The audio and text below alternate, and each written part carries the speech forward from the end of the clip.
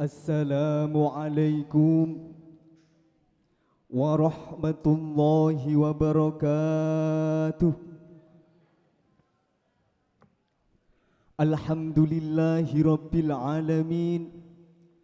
Wassalatu wassalamu ala ashrafil anbiya'i wal mursalin Sayyidina wa maulana Muhammadin wa ala alihi wa ashabihi ajma'in.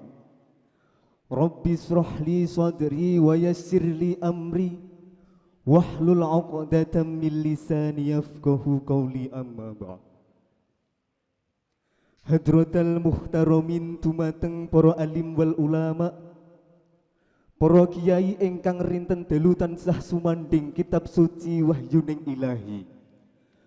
Wabil khusus dumateng panjenenganipun Romo Kiai Haji Muhammad Ridwan Syaibani selaku Ketua Yayasan Islam Al-Ghazali, dumateng sedanten staf guru jajaran Madrasah Darussalam saha boten kasupen dumateng dewan juri audien ingkang raos bingah ing saklebeting manah. Monggo rencang-rencang santri kita sareng-sareng bidal ngaji. Taat manut dumateng kiai, kersane ilmu saged manfaati. Ngabdi khidmah ditelateni, ilmu mantep ing ati. Sallallahu ala Nabi Muhammad. Bapak Ibu ingkang dahat kinurmatan, murid ingkang bibinau teng pondok pesantren niku dipun arani santri. Inggih punika insan muda titisan kiai. Mula sangka niku ampun sah gumun. Teng pundi-pundi santri niku dipun hormati, teng pundi-pundi santri niku dipun sungkani, teng pundi-pundi santri niku dipun ajeni ampun sah gumun. Amergi kenapa? Amergi Gusti Allah sampun dawuhaken teng Al-Qur'an surat Al-Mujadalah ayat 11 ingkang uninipun inggih punika. A'udzu billahi minasy syaithanir rajim. Bismillahirrahmanirrahim. Yarfa'illahu alladhina amanu minkum walladhina utul ilma darajah. Ingkang artosipun inggih punika, tiyang ingkang beriman lan tiyang ingkang gadahi ilmu niku bakal dipun angkat derajate kalian Gusti Allah. Mula sangka niku sampeyan sedanten dados santri ampun sah bingung. Jing ben badhe kerja napa, jing ben badhe dados napa, jing ben badhe mangan napa ampun sah gumun. Amergi kenapa? Amergi Gusti Allah wau sampun janji mbok pilih wonten tiyang ingkang beriman lan tiyang ingkang gadahi ilmu niku bakal dipun angkat derajate. Shallallahu ala Nabi Muhammad. Bapak Ibu ingkang dahat kinurmatan, dados istilah santri niku kasusun wonten 5 huruf. Sing nomor setunggal inggih punika sin. Salikun ilal akhirah. Dados santri niku sing paling utama, sing paling dicekeli, sing paling nomor 1 inggih punika pados sangu damel urip jing benteng akhirat. Mula sangka niku saben injing, saben awan, saben dalu santri niku mangku kitab nyekel apalan ingkang dipun padosi inggih punika sangu jeng ben dumugi urip teng akhirat. Dados sampeyan sedanten dados santri niku sing sae nggih ngoten niku.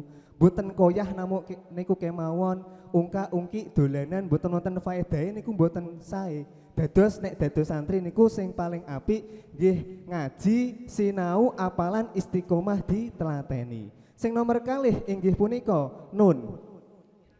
Naibul anil masyayikh.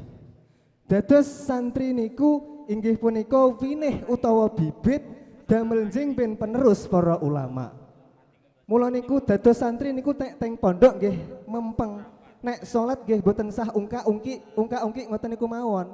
Nek salat nggih diistiqomahi, nek salat nggih sing suwae, rukun sedanten syarat dipepeki. Lah ngoten niku jing ben insyaallah dados penerusipun para ulama teng masa depan. Mula niku nek dados santri seduanten teng mriki kan santri nggih niku jeng ben umpami mangsul nggih sing sae ngejekne santri-santri wonten teng griya ngoten nika. Sing nomor 3 inggih punika taibul anidunub. Dados santri niku nek sampun nglampahi dosa utawa nglampahi kesalahan ingkang kathah niku biasanya nggih langsung nyuwun sepura, langsung tobat, istighfar astaghfirullahal azim, nyuwun pangapura dumateng Gusti Allah ben amprehake napa? Ben amprehe dosane langsung dipun gosok utawa dipun delet kalian Gusti Allah. Mula niku nek dados santri nggih sing sae wiridan, mboten wirawiri turut-turatan, tapi nggih istighfar, astagfirullahal azim, tahmid, tasbih, subhanallah lan sak lintu-lintunipun. Lah sing nomor sekawan inggih punika sing nomor sekawan inggih punika niku nggih nami kula kiyambak inggih punika Rohibul Mustafa. Dados sampean sedanten santri niku nggih kedah cinta kalian Kanjeng Nabi. Mula niku teng Pondok Pesantren Kremcang niki gadah rutinan malam Jumat inggih punika rutinan sholawat nggih angsalipun tujuan inggih punika ben angsal ridhone Kanjeng Nabi Muhammad sallallahu ala Nabi Muhammad sallallahu alaihi. Lah niki sing terakhir, sing nomor terakhir niku inggih punika nomor 5 inggih punika huruf ya.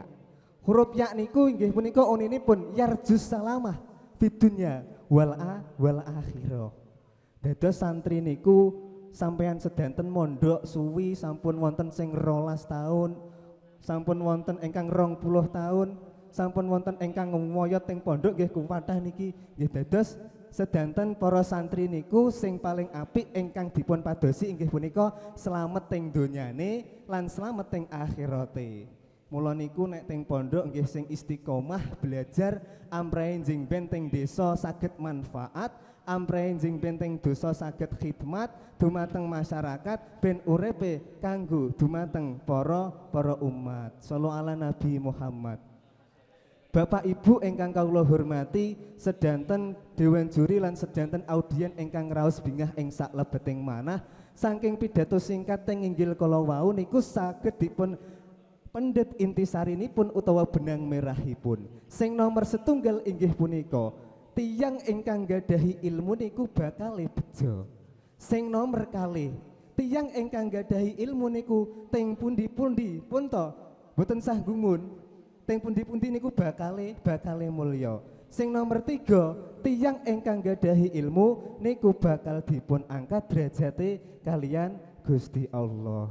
Lah saking kesimpulan kala wau, saking kawula cekap mekanten santen asale sangka klapa, mbok bilih lepat kula nyuwun agungipun pangapura, ihdinas siratal mustaqim, summa assalamu alaikum warahmatullahi wabarakatuh.